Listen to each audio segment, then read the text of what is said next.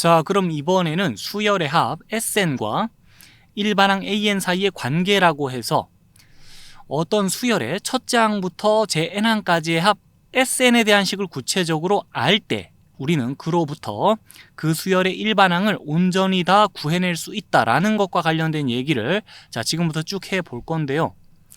이 얘기를 우리 열심히 공부 중이던 등차 수열에 대한 예를 들면서 또 시작해 보도록 하죠.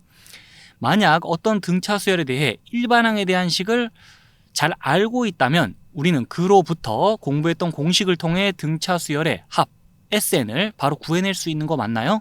자, 근데 그건 등차 수열뿐 아니라 등차 수열 직후에 등비 수열도 공부하게 될 텐데 그 등비 수열에 대해서도 일반항에 대한 식을 알면 공부하는 공식을 통해서 바로 그 수열의 합 SN에 대한 식을 얻어낼 수 있거든요.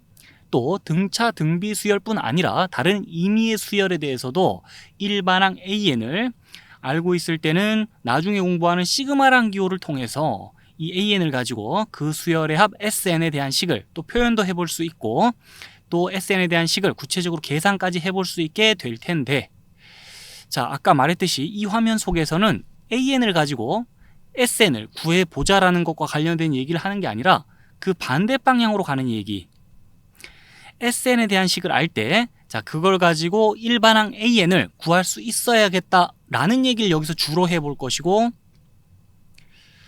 이를 통해서 나중에는 AN을 통해 SN도 구해볼 수 있고 반대로 SN을 통해 AN도 구해볼 수 있도록 쌍방향으로 여러분들이 유연하게 다 사고할 수 있도록 그 기반을 좀 다져보도록 합시다. 그러면 요 방향으로 가는 얘기 본격적으로 여기 보면서 해보는데, 임의의 수열에 대해서 그 수열의 합 SN은 식으로 이처럼 표시할 수 있는 거 맞나요? 말 그대로 첫째 항부터 제 n항까지의 합으로 식을 작성해 볼 수 있겠죠. 이 SN에 대한 식을. 자, 그럼 그 와중에 여기 노란색 박스 친 이 노란색 하이라이트 들어간 부분은 그렇다면 Sn-1로 우리가 표현해 볼 수 있는 거 맞나요? 자, 우리 첫째 항부터 둘째 항까지의 합은 S2, 첫째 항부터 셋째 항까지의 합은 S3라고 표현할 수 있는 것처럼 첫째 항부터 제 n-1항까지의 합은 그대로 Sn-1과 같이 표현해 주면 되겠죠. 그러면 SN은 Sn-1 플러스 AN과 같다라는 이 식이 성립하는 상황에서요, 이 Sn-1을 반대쪽으로 이항시켜서 요 식에서 식 변형해서 AN은 Sn-Sn-1과 같겠다라고 식을 또 고쳐 적어 볼 수 있겠죠. 자, 여기까지 딱히 어려울 거 없는 얘기 이어오고 있는데, 그러면 이 SN을 알 때 AN에 대한 식을 이렇게만 작성하면 끝일까요? 그건 아닙니다. 왜 그러냐면 여기 n의 값의 범위에 좀 주의를 기울여야겠는데, 이 주어진 SN에 대한 식을 통해서 초기에 SN에 대한 식이 주어졌다 그러면요, 그 주어진 식과 그 다음에 그 식에 n 대신 n-1 대입한 식, 이 두 식의 차를 통해 AN에 대한 식을 이와 같이 작성해 놓으면 그 식은요, 둘째 항부터는 유효한 식이다 라고 봐줄 수 있거든요. 그러니 n이 2 이상인 자연수일 때에만 이 식은 성립한다는 것이고, 좀 더 디테일하게 들어가 보자면 수열의 항의 번호는 자연수여야 되잖아요. 그럼 이 식에서 이 각자 부분을 봐줍시다. 그 각자 부분에서 요 부분은 수열의 항의 번호가 적힌 자리로서, 여기선 그럼 이 부분의 값이 정의되려면 n은 1 이상의 자연수여야겠고, 이 부분의 값이 또 정의되려면 여기 n은 또 1 이상인 자연수여야겠고, 이 부분의 값이 정의되려면 여기 n-1은 통째로가 또 1 이상의 자연수여야겠기에 이 식을 정리하면 n이 2 이상인 자연수여야 하거든요.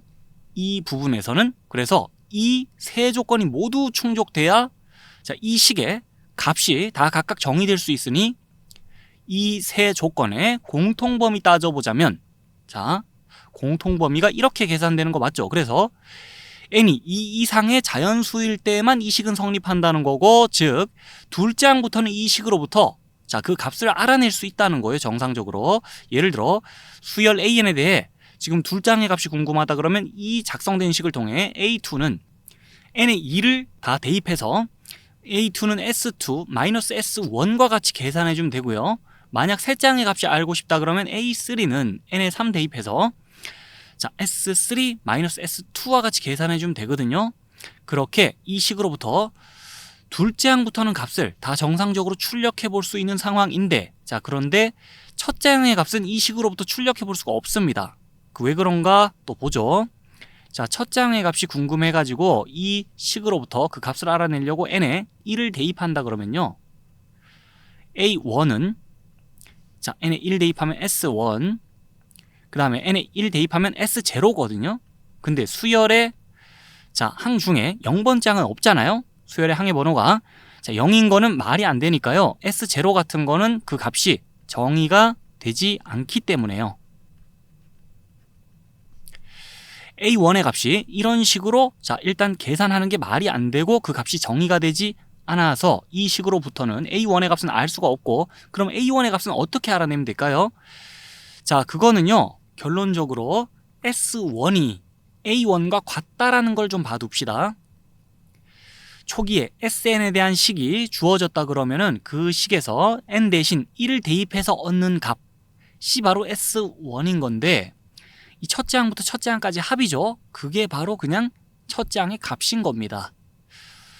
그래서 어떤 수열에 대해 자, 일반항에 대한 식을 완성해 놨다라고 하려면은 그 일반항에 대한 식으로부터 임의의 자연수 n에 대하여 모든 항의 값을 다 알아낼 수 있어야 되는데, 만약 우리가 수열의 합 SN에 대한 식을 구체적으로 알 때 그로부터 그 수열의 일반항에 대한 식을 이렇게만 작성해 놓으면 그거는 자, 수열의 일반항에 대한 식을 완성해 놓은 게 아닌 거예요. 왜냐하면 이 식으로부터 첫째 항의 값을 알 수가 없어서. 그럼 첫째 항의 값은 S1의 값을 별도로 구해서 자, 첫째 항의 값은 S1과 같다라고 여기에다가 식을 한 줄 덧붙여줘야, 자, 이 두 줄의 식을 묶음으로 적어줘야 우리가 수열의 합 SN을 알 때 그로부터 자, 그 수열의 일반항 AN에 대한 식을 온전히 다 구했다라고 해줄 수가 있어요.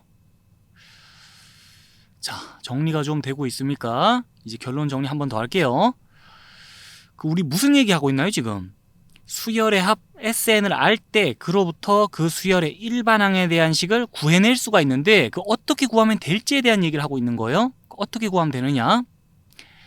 SN, SN-1 해서 둘째 항부터 유효한 일반항에 대한 식을 자, 일단 작성해 줍니다. 근데 그것만으로는 부족해요. 자, 그럼 또 어떻게 해야 되겠냐? 첫째 항의 값을 우리가 알아볼 수 있도록 첫째 항에 대해서는 따로 별도로 첫째 항의 값은 S1과 같다라고 식을 한 줄 달아줘야, 이렇게 세트로 식을 작성해놔야 자, 수열의 합 SN을 알 때 그로부터 일반항 AN에 대한 식을 완전히 구했다라고 할 수 있다는 거. 자, 이렇게 들어두고 계속 이 화면만 보면서 얘기하다가는 뭔 얘기를 하는지 알 듯 말 듯 되게 오묘한 느낌이 여러분들에게 좀 들 수가 있을 것 같아가지고 화면 넘겨서 이와 관련된 구체적인 예시가 하나 준비되어 있거든요. 바로 그 예시를 좀 보도록 할게요.